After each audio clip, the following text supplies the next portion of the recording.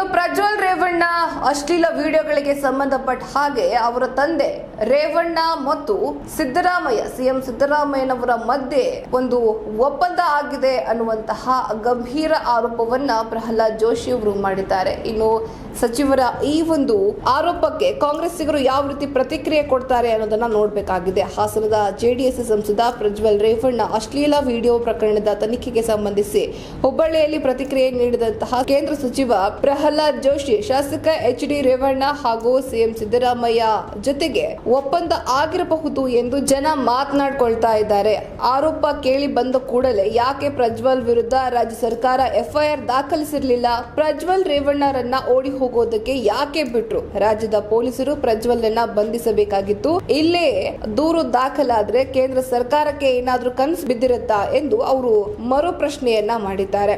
ಇನ್ನು ಪ್ರಹ್ಲಾದ್ ಜೋಶಿ ಅವರು ಮುಂದುವರೆದು ಮಾತನಾಡಿ, ಕೇಂದ್ರ ಸರ್ಕಾರದ ವಿಳಂಬ ನೀತಿ ಕಾರಣ ಎಂಬ ಕಾಂಗ್ರೆಸ್ನ ಕೆಲವು ನಾಯಕರ ಹೇಳಿಕೆಗಳಿಗೆ ತಿರುಗೇಟನ್ನ ನೀಡಿದ್ದಾರೆ. ರಾಜ್ಯ ಸರ್ಕಾರ ಯಾಕೆ ಬೇಗ ಎಫ್ಐಆರ್ ಅನ್ನ ದಾಖಲಿಸಲಿಲ್ಲ? ಎಫ್ಐಆರ್ ದಾಖಲಿಸುವ ಮೊದಲೇ ಯಾಕೆ ಆರೋಪಿಯನ್ನ ಬಂಧಿಸಲಿಲ್ಲ? ನಾವು ಪ್ರಜ್ವಲ್ ಅನ್ನ ರಕ್ಷಣೆ ಮಾಡುವ ಪ್ರಶ್ನೆಯೇ ಇಲ್ಲ. ಪ್ರಜ್ವಲ್ ರೇವಣ್ಣ ಪ್ರಕರಣದಿಂದ ನಮಗೆ ಯಾವುದೇ ಪರಿಣಾಮ ಬೀರೋದಿಲ್ಲ ಅಂತ ಹೇಳಿಕೆಯನ್ನ ಕೊಟ್ಟಿದ್ದಾರೆ. ಹಿಂದುಳಿದವರಿಗೆ ಮತ್ತು ಅತಿ ಹಿಂದುಳಿದವರಿಗೆ ಸಹಾಯ ಆಗಬೇಕು, ನ್ಯಾಯ ಸಿಗಬೇಕು ಅಂತ ಸಂಗೊಳ್ಳಿ ರಾಯಣ್ಣ ಬ್ರಿಗೇಡ್ ಅನ್ನ ಆರಂಭಿಸಿದೆ. ಆದ್ರೆ ದೊಡ್ಡವರ ಮಾತನ್ನ ಕೇಳಿ ಅದನ್ನ ನಿಲ್ಲಿಸಿದೆ.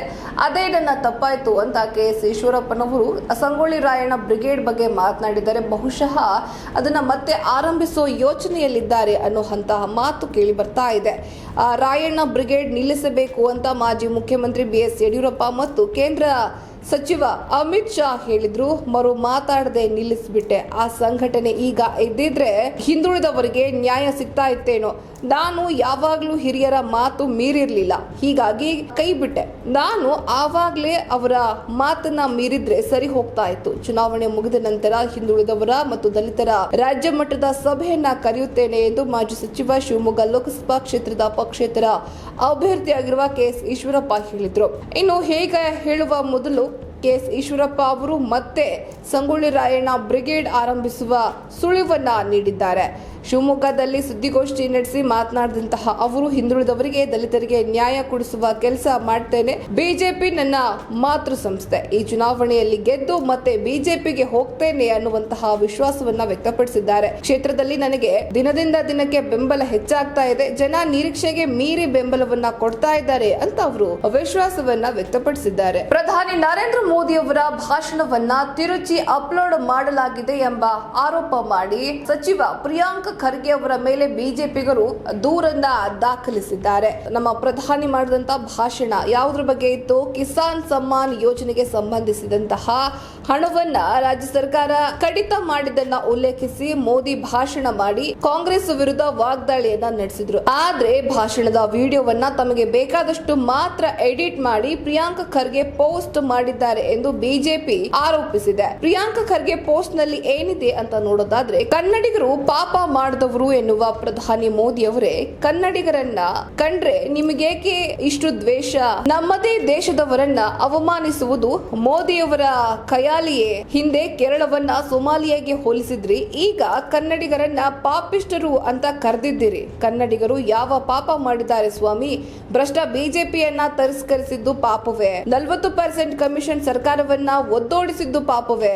25 ಬಿಜೆಪಿ ಸಂಸದರು ನಿಷ್ಕ್ರಿಯವಾಗಿದ್ದು ಕನ್ನಡಿಗರ ಯಾವ ಪಾಪ ಅಂತ ಅವರು ಪ್ರಶ್ನೆ ಮಾಡಿದ್ದಾರೆ. ಪ್ರಜ್ವಲ್ ರೇವಣ್ಣಗೆ ಟಿಕೆಟ್ ಕೊಡಬೇಡಿ ಅಂತ ಮೊದಲೇ ಹೇಳಿದೆ ಅಂತ ಬಿಜೆಪಿಯ ಮುಖಂಡ ದೇವರಾಜೇಗೌಡರು ಸ್ಫೋಟಕ ಮಾಹಿತಿಯನ್ನ ಕೊಟ್ಟಿದ್ದಾರೆ. ಈ ಬಗ್ಗೆ ಮಾತನಾಡಿದಂತಹ ದೇವರಾಜೇಗೌಡರು, ಪ್ರಜ್ವಲ್ ರೇವಣ್ಣ ಅವರಿಗೆ ಟಿಕೆಟ್ ಕೊಡಬೇಡಿ ಅಂತ ಮೊದಲೇ ಹೇಳಿದ್ದೆ. ಅವರಿಂದ ಹೆಣ್ಣು ಮಕ್ಕಳ ಶೋಷಣೆ ಆಗಿದೆ, ಅದನ್ನ ನೋಡಿದ್ದೀನಿ. ಮುಂದೊಂದು ದಿನ ಸಮಸ್ಯೆಯಲ್ಲಿ ಸಿಲುಕಿಕೊಳ್ಳುವಂತಹ ಪರಿಸ್ಥಿತಿ ಎದುರಾಗುತ್ತೆ ಅಂತ ಹೇಳಿದ್ದೆ. ಆದ್ರೆ ಬಿಜೆಪಿ ನಾಯಕರು ಈ ಬಗ್ಗೆ ತಲೆ ಕೆಡಿಸಿಕೊಳ್ಳಲಿಲ್ಲ ಅಂತ ಸ್ಫೋಟಕ ಹೇಳಿಕೆಯನ್ನ ನೀಡಿದ್ದಾರೆ. ಇನ್ನು HSR ನ್ಯೂಸ್ ಜೊತೆಗೆ ಮಾತನಾಡಿದಂತಹ ದೇವರಾಜೇಗೌಡರು, ಪ್ರಜ್ವಲ್ ರೇವಣ್ಣ ಟಿಕೆಟ್ ನೀಡಬೇಡಿ ಅಂತ ಪತ್ರ ಬರೆದಿದೆ. ನಮ್ಮ ನಾಯಕರು ಅದನ್ನ ಅಷ್ಟೊಂದು ಸೀರಿಯಸ್ ಆಗಿ ತೆಗೆದುಕೊಂಡಿಲ್ಲ. ಅವರ ಗಮನಕ್ಕೆ ತರಲು ಸಾಕಷ್ಟು ಪ್ರಯತ್ನಗಳನ್ನ ಮಾಡಿದ್ದೆ. ಇಮೇಲ್ ಸಹ ಅವರಿಗೆ ಮಾಡಿ ಮಾಹಿತಿ ನೀಡುವಂತಹ ಪ್ರಯತ್ನ ಪಟ್ಟಿದ್ದೀನಿ ಎಂದ್ರು. ವಿಜೇಂದ್ರ ಅವರಿಗೆ ವಾಟ್ಸ್ಆಪ್ ಮೂಲಕ ಮಾಹಿತಿ ನೀಡಿದ್ದೆ. ಆದ್ರೆ ಅವರು ಬ್ಯುಸಿ ಆಗಿರೋ ಕಾರಣ ಅದನ್ನ ಗಮನಿಸಿದ್ರಾ ಇಲ್ವಾ ಅನ್ನೋದು ಗೊತ್ತಿಲ್ಲ. ಅಷ್ಟು ಅಷ್ಟರೊಳಗೆ ಪಕ್ಷದ ವರಿಷ್ಠರು ತೀರ್ಮಾನಕ್ಕೆ ಬಂದು ಟಿಕೆಟ್ ಅನ್ನ ನೀಡಿದ್ರು. ಇನ್ನು SIT ತನಿಖೆ ಮಾಡುವಾಗ ಪೆನ್ ಡ್ರೈವ್ ಎಲ್ಲಿಂದ ಬಂತು, ಇದನ್ನ ಯಾರು ಬಿಸಾಕಿದ್ರು, ಅದ್ರ ಬಗ್ಗೆ ತನಿಖೆ ಮಾಡಬೇಕು ಅಂತ ಅವರು ಒತ್ತಾಯಿಸಿದ್ರು.